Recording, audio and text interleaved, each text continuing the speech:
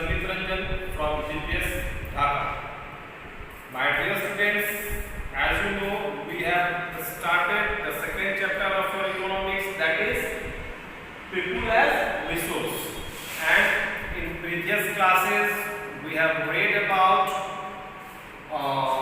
what is resource, how people is mentioned as resource, who is asset for a nation, who is liability for a nation. I have told you that the person who is economically productive and who is contributing in the GDP of nation is mentioned as asset. Whereas if we talk about liability, then the person who is not economically productive and who is not contributing in the GDP of nation is mentioned as liability. And you can take example of the persons who are liable for our nation, children between age group of 0 to 14, and the persons who are above 60 years. Normally they are not economically productive, so they are mentioned as liability. And we have read about different economic activities performed by men and women. We have seen how they are indulged in primary sector, how they are indulged in secondary sector, how they are indulged in tertiary sector. And my dear students, we have also read about the work participation of women and why their condition is not good when we compare it to the men. Why they are not getting equal remuneration, means equal wages for the same work which is performed by men. We have already discussed about these all topics, and we have also discussed about that how women and some other persons are indulged in non-economic activities. What is non-economic activities, my dear students? For which the person is not getting any money or any wage. For example, if your mother is working for the household, then it is unpaid work. It is non-economic activity. We all have discussed this in previous class. Now, today we will read the topic, that is quality of population. Quality of population. My dear students, quality of population depends upon the education, means literacy rate of the population, and the health of the population. My dear students, you all can ask a question, why there is need to read the topic quality of population. My dear students, it is the quality of population. It is the quality of population which determines the fortune of a nation.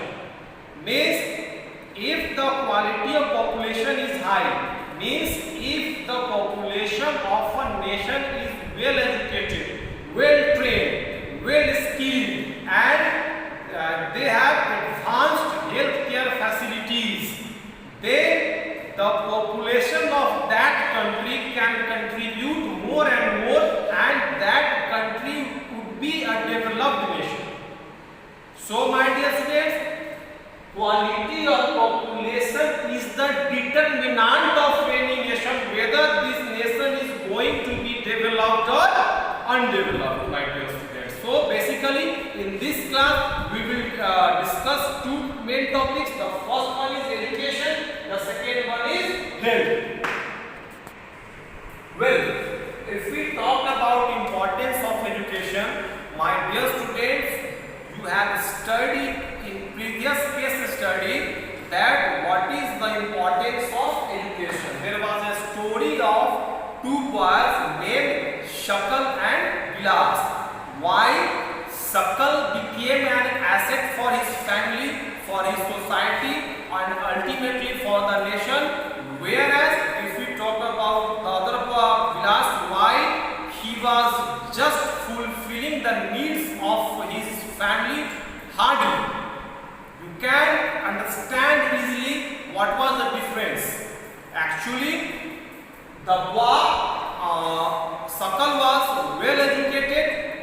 That's why he got higher and higher education, and he was skilled enough to find a good job, so that he was able to earn a good salary, and he started contributing in his family, society, and his nation. But the other boy was deprived of education. The other boy was deprived of education, and he was not educated enough, so that he was compelled to do the traditional work, means fish selling. He was compelled to do the traditional work of his family, and he was hardly fulfilling the needs. So my dear students, here you can easily understand the importance of education, why education is important for a person, or for a population, or for a nation. Now we will see what the Indian government is doing for the betterment of the education of India. We will see it point by point. My dear students, the Indian government has launched so many schemes so that the major portion of the population can be literate.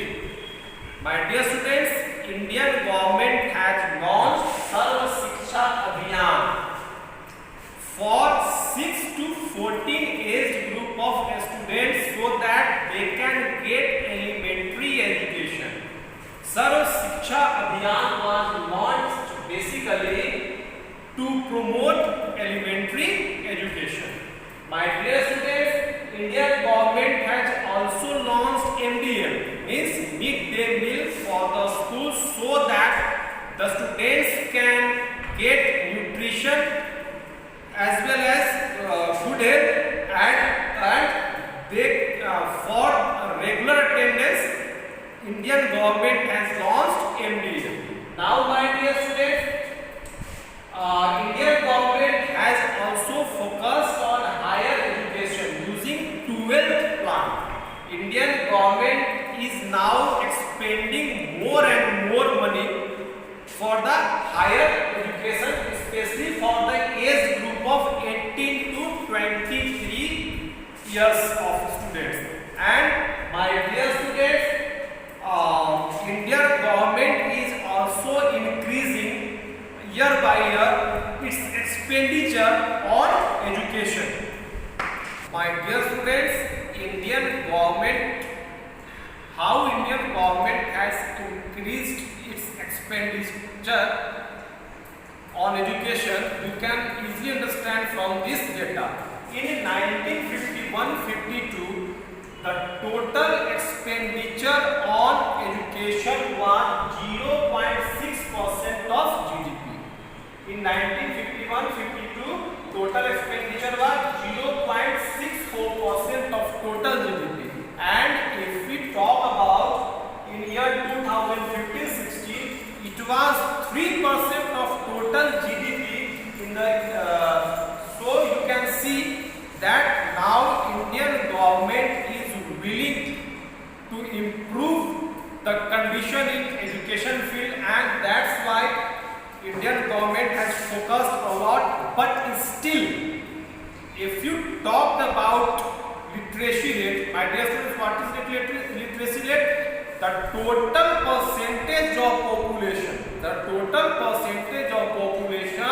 who can read and write. So after so many efforts of Indian government, still there are many fields in education where more effort is needed. If you talk about literacy rate, in 1951 1951-52, the total literacy rate of India was 18%. And if you talk about total literacy rate in 2010, means in last census, the total literacy rate was 74%.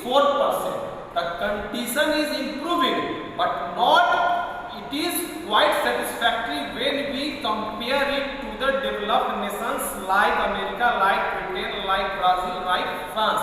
Still we are hindered. So government should pay more and more attention so that total population would be educated and they will become an asset for nation. So that was all about education, and now we will talk about health. My dear friends, you also you can also understand the importance of health just because you have read in previous case study that Vilas was not healthy and why Sakal was able to continue his school regularly because he was healthy. So my dear students, being healthy is more important than being educated, because if you are not healthy, then you won't be educated, and if you are not healthy, then you cannot perform the work with full of efficiency. So my dear students, health is also a key factor of quality of population, and government is continuously taking so many steps to improve the health facilities in India. Indian government has established so many hospitals and clinics in rural and urban areas both. We all know that how rural areas was deprived of basic health facilities, but today the situation is changed. You can